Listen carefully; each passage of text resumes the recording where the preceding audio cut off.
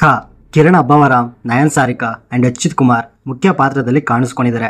And ಈ ಸಿನಿಮಾನ ಕನ್ನಡ ಭಾಷೆಯಲ್ಲೂ ಡಬ್ ಮಾಡಿದ್ದಾರೆ. ಬಟ್ OTTನಲ್ಲಿ ಇನ್ನೂ ಕನ್ನಡ ಲ್ಯಾಂಗ್ವೇಜ್ನ ಆ್ಯಡ್ ಮಾಡಿಲ್ಲ.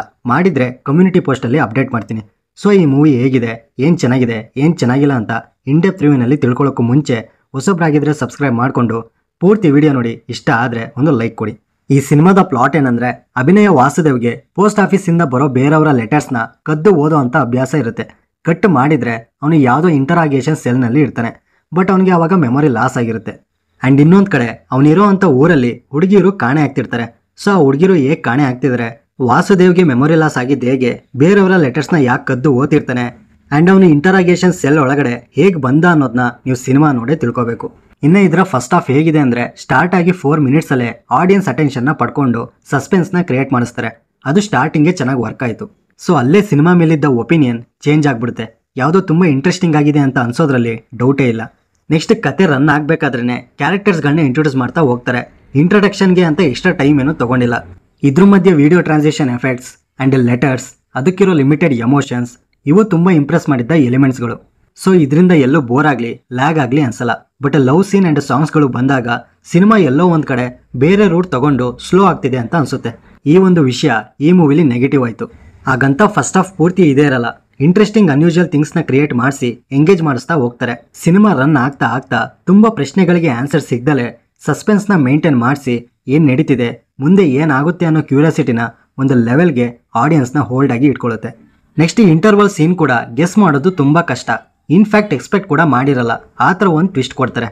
ಇದರಿಂದ ಸೆಕೆಂಡ್ ಹಾಫ್ ಮೇಲೆ ಇನ್ನೂ ಇಂಟ್ರೆಸ್ಟ್ ಆ್ಯಂಡ್ ಕ್ಯೂರಿಯಾಸಿಟಿನ ಬಿಲ್ಡ್ ಮಾಡಿಸ್ತಾರೆ. ಥ್ರಿಲ್ಲಿಂಗ್ ಮೊಮೆಂಟ್ಸ್ಗಳು ಜಾಸ್ತಿ ಇಲ್ಲ ಅಂದರು, ಇರೋ ಲಿಮಿಟೆಡ್ ಮೊಮೆಂಟ್ಸ್ಗಳು ಚೆನ್ನಾಗಿದ್ವು. ಅದಕ್ಕೆ ಬ್ಯಾಕ್ಗ್ರೌಂಡ್ ಮ್ಯೂಸಿಕ್ ಪರ್ಫೆಕ್ಟ್ ಆಗಿ ಸೆಟ್ ಮಾಡಿದ್ದಾರೆ.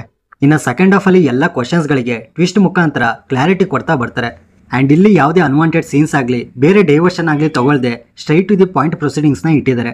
ಅದು ತುಂಬ ಚೆನ್ನಾಗಿತ್ತು. ಆ್ಯಂಡ್ ಇದ್ರ ಪಾರ್ಟ್ 2 ಕೂಡ ಬರುತ್ತೆ ಅಂತ ಅನೌನ್ಸ್ ಮಾಡಿದ್ದಾರೆ.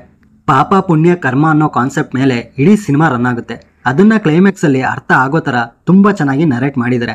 ಕ್ಲೈಮ್ಯಾಕ್ಸ್ ರೊಟೀನ್ ಥರ ಮಾಡ್ದಲೆ ಯುನಿಕ್ ಆಗಿ ಮಾಡಿದ್ದು ಚೆನ್ನಾಗಿತ್ತು. ಇನ್ನು ಸಿನಿಮಾ ರನ್ ಟೈಮ್ ಬಂದು 2 hours 30 minutes ಇರುತ್ತೆ. ಫಸ್ಟ್ ಹಾಫ್ ಸ್ವಲ್ಪ ಸ್ಲೋ ನರೇಷನಿಂದ ರನ್ ಆದರೂ ಸೆಕೆಂಡ್ ಹಾಫಲ್ಲಿ ಎಲ್ಲೂ ಸ್ಲೋ ಅಂತ ಅನ್ಸೋದೇ ಇಲ್ಲ. ಕಾನ್ಸೆಪ್ಟ್ ಹೊಸ್ತಾಗಿದೆ ಆ್ಯಂಡ್ ಕತೆನ ಬರ್ಕೊಂಡಿರೋ ರೀತಿ ಜೊತೆಗೆ ಅದನ್ನು ಅಷ್ಟೇ ಚೆನ್ನಾಗಿ ಎಂಗೇಜಿಂಗ್ ಸ್ಕ್ರೀನ್ ಪ್ಲೇ ಮೂಲಕ ತೋರಿಸಿದ್ದು ತುಂಬ ಇಂಟ್ರೆಸ್ಟಿಂಗ್ ಆಗಿತ್ತು. ನೆಕ್ಸ್ಟ್ ಪರ್ಫಾರ್ಮೆನ್ಸಸ್ ವೈಸ್ ಯಾರ್ದು ಅನ್ವಾಂಟೆಡ್ ಕ್ಯಾರೆಕ್ಟರ್ಸ್ ಅಂತ ಅನ್ನಿಸ್ಲಿಲ್ಲ. ಎಲ್ಲರೂ ಅವರವರ ಪಾತ್ರನ ಚೆನ್ನಾಗಿ ಮಾಡಿದ್ದಾರೆ. ಪ್ರತಿ ಕ್ಯಾರೆಕ್ಟರ್ಗೂ ಎಷ್ಟು ಸ್ಕ್ರೀನ್ ಪ್ರೆಸೆನ್ಸ್ ಕೊಡಬೇಕೋ ಕೊಟ್ಟಿದ್ದಾರೆ. ಆ್ಯಂಡ್ ಈ ಟೆಕ್ನಿಕಲ್ ವಿಷಯಕ್ಕೆ ಬರೋದಾದರೆ 90s ಬ್ಯಾಕ್ ಡ್ರಾಪ್ ನೋಡೋಕ್ಕೆ ತುಂಬ ಚೆನ್ನಾಗಿತ್ತು.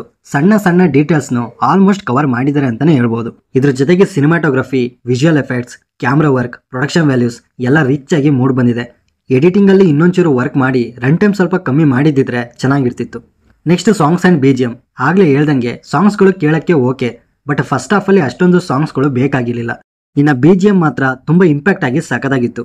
So overall movie one time must watch. Unique concept ಇಷ್ಟಪಡೋರಿಗೆ ತುಂಬಾ ಇಷ್ಟ ಆಗುತ್ತೆ. ಎಲ್ಲೂ ಬೋರ್ ಆಗಲ್ಲ, ಒಂದೊಳ್ಳೆ ಎಂಟರ್ಟೈನ್ ಕೊಡುತ್ತೆ. ಆ್ಯಂಡ್ ಯಾವುದೇ ಅಡಲ್ಟ್ ಕಂಟೆಂಟ್ ಕೂಡ ಇರಲ್ಲ. ಫ್ಯಾಮಿಲಿ ಜೊತೆಲೂ ನೋಡ್ಬೋದು.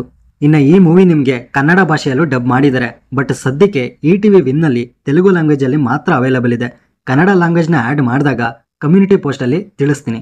ಆ್ಯಂಡ್ ಈ ಮೂವಿಗೆ ನಾನು ಕೊಡೋ ರೇಟಿಂಗ್ 10ಗೆ 7.5. ಆಲ್ರೆಡಿ ನೀವು ನೋಡಿದರೆ ನಿಮಗೆ ಏನು ಇಷ್ಟ ಆಯಿತು, ಏನು ಇಷ್ಟ ಆಗಲಿಲ್ಲ ಅಂತ ಕಮೆಂಟ್ ಬಾಕ್ಸಲ್ಲಿ ತಪ್ಪದೆ ತಿಳಿಸಿ.